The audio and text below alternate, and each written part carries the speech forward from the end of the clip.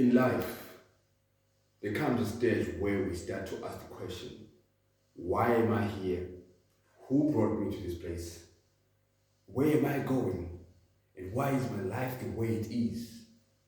And so the questions keep going to, am I even in the right direction of the one who put me in this place to go to? Am I going that direction? You understand? And you also ask the questions like, why are others rich while the others are poor? There's a lot of there's a lot of questions that we ask. Once we start asking these questions, this video is definitely for you. I have my notebook ready. I wrote a few points. I want to try to be as authentic as possible to try and answer some of these questions to the best of my knowledge. The topic goes the true meaning of life. What could be the true meaning of life? The very first thing that we have to understand is that I've written down here, somehow we ask the question, why am I here?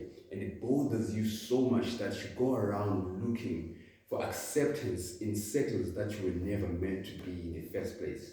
That's why you find yourself in these toxic relationships that you can find yourself in. You can find yourself, in circles like smoking, in drugs, trying to be accepted into that circle.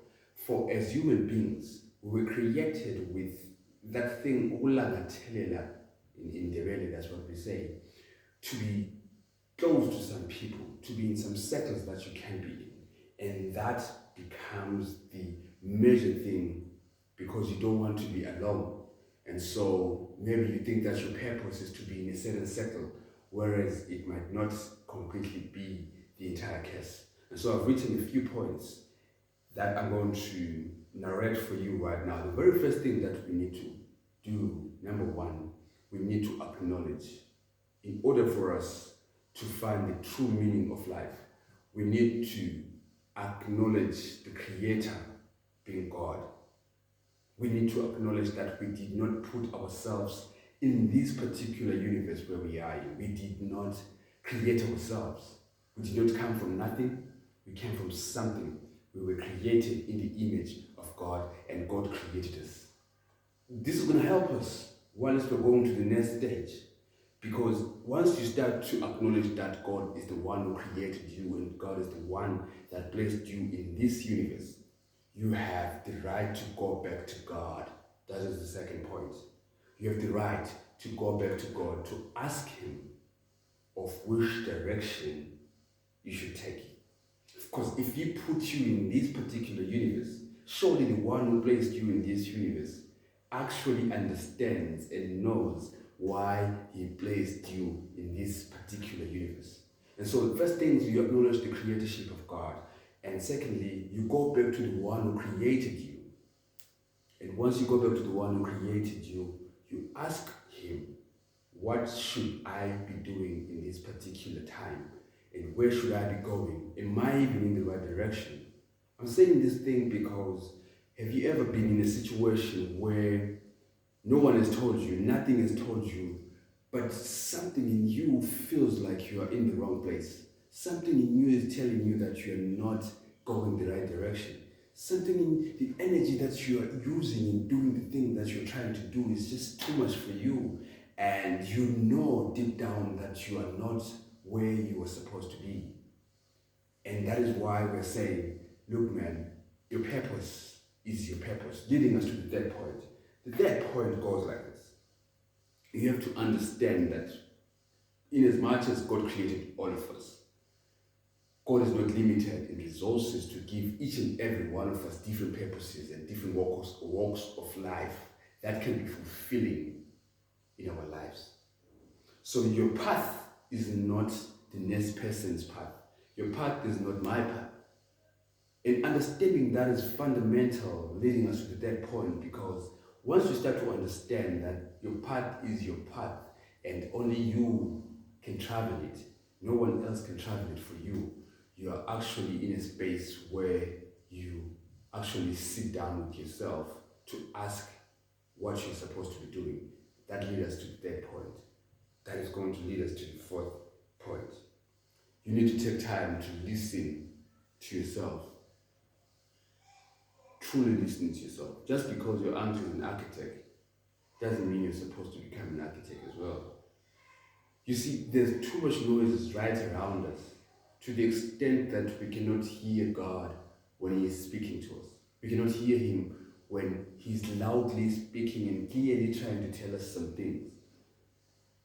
And the more that we are distracted, the more that we don't take time to be alone, the more that we keep running a race that we're not supposed to be running, is the more that we run away from the true purpose of why we are in this planet.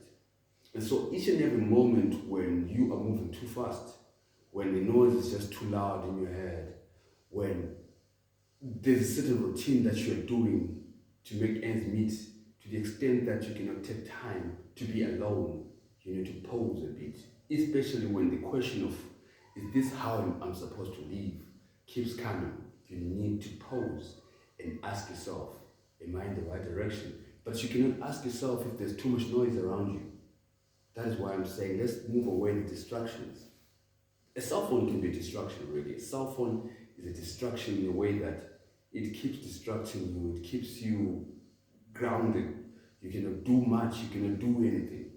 And you are only doom scrolling. And that becomes a problem that we need to stop right now and say, I cannot doom scroll, I need to have a purpose in my life, I need to move in a certain direction. I want us to have an observation. Imagine your life is about to end. You're at your deathbed. As you look back how you lived your life, and the only thing that you see is that surely I was living my life not in the direction that I wanted to take.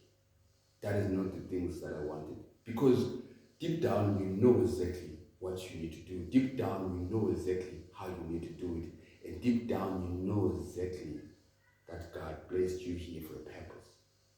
And only the thing that you need to do is to find that purpose and live that life. So that in your deathbed, there is no one single drop of regret.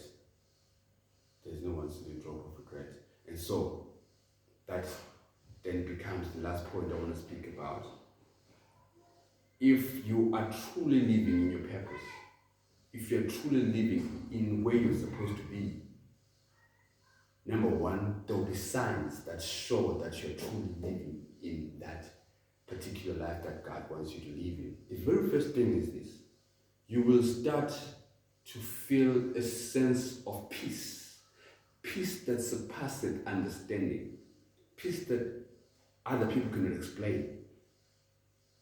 Because when you have peace, you are in a position to say, I don't have enough money in my bank account, but I'm happy. That's a strange feeling, isn't it? Most of us don't understand it, but that's how you will start to feel. You will start to feel a certain level of fulfillment within you.